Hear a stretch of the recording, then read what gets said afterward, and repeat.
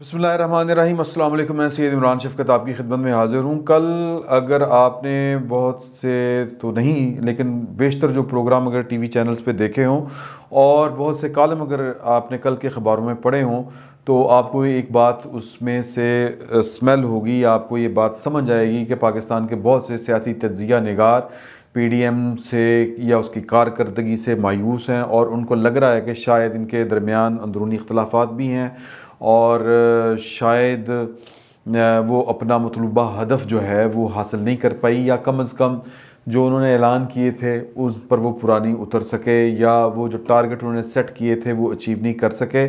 تو بڑی عجیب و غریب سی ایک بد دلی والی کیفیت پیدا کرنے کی کوشش کی جا رہی ہے۔ مجھے ذاتی طور پر یہ لگتا ہے کہ شاید پاکستان کے بہت سے کچھ صحافی وہ ان کی خواہش تھی کہ جناب کے جو دمادم مست قلندر جو ہے وہ مطلب فوری نتائج برآمد ہوں، لیکن جو پاکستان کی کیا دنیا بھر کی سیاست ہے اس کا ہمیں تھوڑا سا اگر جائزہ لیں تو وہ جو کہتے ہیں نا پولیٹیکل سائنس جس کو، اس کے اصول یہ ہیں کہ وہ پولیٹیکل سائنس مکمل سائنس نہیں ہوتی۔ یہ مطلب یہ کہ اس کی مثال یوں ہے کہ سائنس جو ہے یا سائنسی عمل وہ کوئی فوٹو کاپی مشین نہیں ہوتی کہ آپ ایک طرف سے ایک کاغذ ڈالیں گے اور دوسری طرف سے اس کی فوٹو کاپی بالکل نکل آئے گی، اس طرح نہیں ہوتا۔ دوسرا یہ، یا یوں کہہ لیں کہ جو سیاست ہے وہ 2 کا یا 3 کا یا 5 کا یا 9 کا پہاڑا نہیں ہوتی۔ سیاست میں گول انسان اپنے سیٹ کرتا ہے اور پھر ان کے لیے جد و جہد کرتا ہے، ان کو اچیو کرنے کے لیے پلاننگ کرتا ہے۔ بعض اوقات ہوتا ہی ہے کہ پلاننگ جو ہے وہ تیر بالکل ٹھیک نشانے پہ لگتا ہے اور جو اس نے نقشہ بنایا ہوتا ہے اس کے مطابق وہ اپنا ٹارگٹ اچیو کر لیتا ہے۔ ادروائز ٹارگٹ تک پہنچنے کے لیے راستے اور ایگزیکیوشن پلان جو ہوتے ہیں وہ چینج ہوتے رہتے ہیں۔ میں نے پہلے بھی آپ سے گزارش کی تھی، اس طرح کی جو صورتحال ایک دفعہ پہلے بھی پیدا کرنے کی کوشش کی گئی تھی، تو اس پہ جو میرا خیال تھا وہ میں نے پیش کیا تھا آپ کو، اور وہ بڑا حوصلہ افزا، میں تو سمجھتا ہوں نا امیدی والی کوئی بات نہیں ہے۔ گول کیا ہے؟ 2 گول تھے۔ گول یہ تھے کہ جناب کے پہلے تو آپ نے کہا کہ ہماری تگڑم جو ہے یا ہمارے معاملات جو ہیں وہ پاکستان کی اسٹیبلشمنٹ کے ساتھ سیٹ ہو جائیں، جنہوں نے یہ سوچا ہوا تھا کہ یار کہ پاکستان کے جو مسائل ہیں، آپ جاوید ہاشمی صاحب کی وہ پریس کانفرنس یاد کریں جو 2014 میں انہوں نے دھرنے سے علیحدہ ہو کے کی تھی، کہ اور 2 ٹوک کہا تھا کہ ایک پلان یہ ہے کہ ایک جج آئے گا، وہ نواز شریف کو نااہل کرے گا اور 10 سال کے لیے ایک سیٹ اپ آئے گا جو پاکستان کے تمام جو مسائل ہیں جو وہ سمجھتے ہیں کہ وہ جناب ان کو ٹھیک کرنے کے لیے اس پر عمل ہوگا، اور ان 2 پارٹیوں کو ان 10 سالوں میں حکومت، زمام اقتدار اور سیاست ان کی ختم کر دی جائے گی، دور رکھا جائے گا ان سے۔ اور وہ اس پر عمل ہوا۔ وہ پھر ایک سپریم کورٹ کے جج ہیں جسٹس اعجاز احمد چودھری، ان کا وائس آف امریکہ کے اوپر ایک انٹرویو پڑا ہوا ہے، اور وہ جناب وہ اس وقت فوری تو نہیں ہوا، لیکن پھر کچھ جج اس طرح کے ثاقب نثار صاحب اور جو کھوسا صاحب تھے، آصف سعید کھوسا صاحب، وہ آئے اور اس پلان کے اوپر انہوں نے عمل کیا۔ یہ آن ریکارڈ بات ہے۔ تو ایک تو معاملہ یہ تھا کہ جو پولیٹیکل پارٹیز ہیں 3، انہوں نے سوچا کہ یار کہ ہم نے واپس آنا ہے پالیٹکس کے اندر اور اپنی جگہ بنانی ہے، ہمیں جو کک آؤٹ کیا جا رہا ہے 10 سال کے لیے یہ پلان ہم نے نہیں چلنے دینا۔ ایک ٹارگٹ یہ تھا۔ دوسرا ٹارگٹ یہ تھا کہ یار یہ کون ہوتے ہیں یہ پلان کرنے والے، یعنی اب تو زبان زد عام کہہ رہے ہیں، لیکن یہ بات کی بات ہے۔ درمیان میں کیا ہوا؟ درمیان میں یہ والا معاملہ ہوا کہ ہم تگڑم ذرا ملا لیں کہ پائن ذرا غلطی کتائی ہو گئی ہے، معاف کر دیں، تو اپنی مرضی کی آپ لے آئے ہیں، چلیں 5 سال پورے کر لیں، ہم خاموش ہیں۔ لیکن وہ پھر کہتے ہیں کہ جی کہ انہوں نے کہا کہ اچھا مرے کو مارے شاہ مدار، خاموش ہیں تو پھر کی ہے، تو منصوبہ تو وہی 5 سالہ نہیں 10 سالہ ہے۔ تو یہ 5 سال کے لیے نواز شریف صاحب کا طرز عمل دیکھیں اور پیپلز پارٹی کا، یہ 5 سال کے لیے ان کو قبول تھا۔ اور پھر نواز شریف کا جو باہر جانا تھا، یہ وہ عدالتی فیصلے کے ذریعے گئے یا وہ جھوٹی رپورٹوں کے ذریعے گئے، عمران خان کو گھما پھرا کے جس نے بھی یہ معاملہ طے کیے کہ نواز شریف کو باہر بھیجا گیا، تو وہ بیسیکلی کوئی کسی نہ کسی لیول کی انڈرسٹینڈنگ تھی، اور اس کے جواب میں ہی پھر وہ جو تھا کہ یار شاید معاملہ ٹھیک ہو رہے ہیں ہمارے، تو اس کے جواب میں پھر وہ جو آرمی ایکٹ میں جو ترمیم کے لیے ووٹ باجماعت ڈالا گیا تھا پارلیمنٹ کے اندر، وہ اسی سلسلے کی ایک کڑی تھی کہ یار کہ چلیں ہم معاملہ ٹھیک کر لیتے ہیں۔ تو سیاستدان ایسے ہی کرتا ہے، سیاستدان ان کی پہلی ترجیح اپنی ذات، اپنی پارٹی، اپنے لوگ ہوتا ہے. تو اس کی ان کی خواہش تھی کہ وہ جو 10 سالہ منصوبہ ہے وہ جناب اس کو ہم ذرا ناکام کریں، بات چیت کے ذریعے کر لیں، ترلا ڈال کے کر لیں. وہ انہوں نے کوشش کی، ناکام رہی. اور پھر اس کے بعد انہوں نے کہا کہ یار کہ اب تو یہ مسئلہ مطلب ہم تو پھر بھی مطلب اتنا کچھ کر کے بھی ہم پرائے ہیں، اور یہ جناب آپ کا چہتا ہے، یہ لاڈلا، یہ اس طرح کی جو ٹرمز تھیں، یہ بیسیکلی وہ دل کے پھولے ہیں جو پھوٹے اور پھر وہ الفاظ بنے. تو پھر ٹارگٹ چینج ہو گیا کہ یار کہ وہ پیار سے تو نہیں ہو رہا، ترلا ڈالنے سے تو نہیں ہو رہا، تو پھر ہم آکڑ جانے ہیں. پھر وہ آکڑ گئے.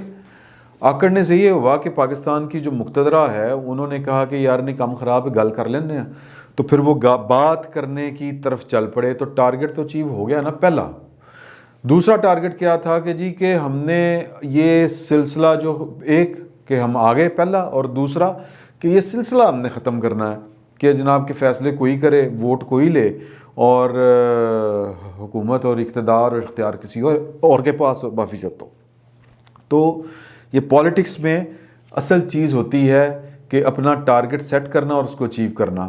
ایک ٹارگٹ اپوزیشن اپنا اچیو کر چکی ہے کہ وہ پاکستان کی جو سیاست ہے اس میں اس کی انٹری واپس ڈل چکی ہے. جو اسٹیبلشمنٹ ہے وہ اپنے کرندے تو نہیں کہنا چاہیے، اپنے جو قابل اعتبار لوگ ہیں ان کے ذریعے وہ ان کے ساتھ رابطے بھی کر رہی ہے اور بات بھی آگے بڑھ رہی ہے. آفر جو ہے وہ پیپلز پارٹی کو بھی ہے، ان ہاؤس چینج کی بھی آفر ہے اور ادھر بھی آفر ہے. اور پھر اس کے جو کاؤنٹر چیک اگر آپ نے کرنا ہے یا اس کا جو اشارہ، تو وہ یہ ہے کہ عمران خان صاحب کو جو مطلب یہ کہ اپوزیشن کے علاوہ ان کو کچھ اور ذہن میں آتا ہی نہیں.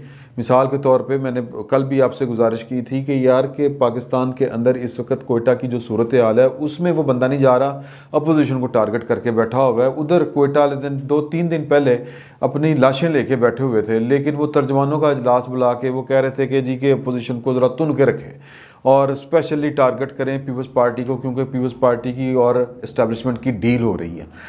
تو یہ سارے اشارے یہ بتا رہے ہیں کہ اپوزیشن جو ہے یا جو پی ڈی ایم ہے اس نے اپنا کچھ نہ کچھ ٹارگٹ اچیو کیا ہے.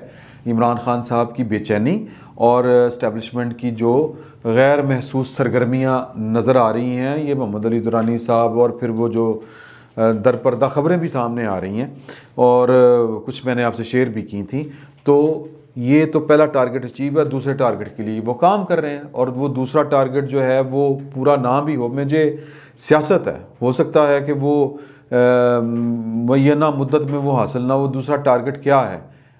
وہ ٹارگٹ صرف اتنا ہے کہ پاکستان کی سیاست میں ریاستی اداروں کی جو من موجیاں، من مرضیاں اور زبردستیاں وہ ہم نے نہیں چلنے دینی. تو ظاہر ہے کہ یہ ایک 70 سال کی پریکٹس ہے، اس کو دور ہوتے ہوتے ٹائم لگے گا. اگین یہ فوٹو سٹیٹ مشین نہیں ہے کہ جناب خواہشات لکھی ادھر سے ڈالیں اور ادھر سے نکل آئیں. مجھے ایک سیاست کیا ہے پاکستان میں، پاکستان کے مطلب قائد اعظم سے بڑا لیڈر پولیٹیکل کوئی نہیں ہے، اور انہوں نے پاکستان کا جو ٹارگٹ تھا وہ ان کے ذہن میں کیا تھا اور ہوا کیا. یہ میں آپ کو ایک مستند حوالہ دینا چاہتا ہوں. یہ کتاب ہے آواز دوست اور صفحہ نمبر ہے 165. مختار مسعود ہیں، یہ پاکستان کے آپ بیوروکریٹ ہیں، فارمر، انتقال کر چکے ہیں. یہ صفحہ نمبر 168 میں لکھتے ہیں کہ جب ہندوستان کے آخری وائس رائے نے اپنا قطعی فیصلہ قائد اعظم کو سنایا اور ایک ایسے پاکستان کی پیشکش کی جس کا حدود اربا نادرست اور نامکمل تھا، اور کہا کہ یا اس کٹے پھٹے پاکستان کو قبول کرو یا متحدہ ہندوستان، وہ بے حد غمزدہ اور پریشان ہوئے. قائد اعظم نے جب اس بات کا ذکر راجہ صاحب، یہ راجہ محمود آباد صاحب کی بات ہو رہی ہے، سے کیا، اس وقت وہ نزار اور نڈھال تھے. وہ آرام کرسی پر ڈھیر ہو گئے، ٹھنڈی آہ بھری سوچ میں ڈوب گئے. دیر کے بعد صرف اتنا کہا، کم از کم ہمیں اپنے پیروں پر کھڑے ہونے کی جگہ تو میسر آئی. ہم نے یہ سنا تو ہم بھی نڈال ہو کر صوفے میں دھنس گئے. راجہ صاحب کو ہماری حالت پر رحم نہ آیا. یہ مختار مسعود بول رہے ہیں. وہ چونکہ سیاق و سباق میں نہیں آپ کو بتا رہا، متعلقہ میں آپ کو وہ لائنیں سنا رہا ہوں، تو اس لیے تھوڑا سا آپ کو عجیب لگے گا. آگے وہ لکھتے ہیں کہ ان کے وار جاری رہے. فرمانے لگے کہ اگر قائد اعظم آج زندہ ہوتے تو وہ کچھ اور سوچتے. کچھ اس بر عظیم کے حالات ان پر اثر انداز ہوتے اور کچھ بیرونی دنیا کے واقعات وہ کسی اور نہج پر سوچتے اور کسی راہ پر چلتے۔ ہمارے لیے اشارہ کافی تھا، ہمیں اندازہ ہونے لگا کہ راجہ صاحب ضرور کسی اور نہج پر سوچنے لگے ہیں۔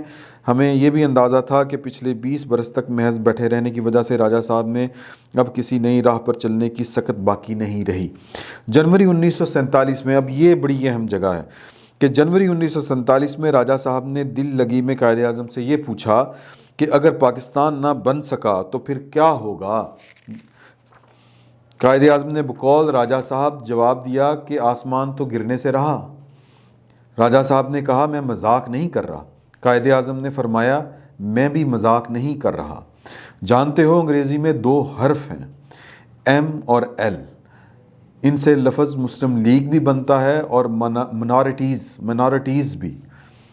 منارٹیز لیگ بھی۔ ہندوؤں کی قیادت برہمن اور بنیے کے ہاتھ میں ہے، ہم سب مل کر انہیں ناک چنے چبوا دیں گے۔ راجہ صاحب کا اشارہ واضح تھا، وہ بھاڑ جس میں یہ چنے بھونے جاتے ہیں۔ بہرحال آگے پھر وہ تفصیل ہے۔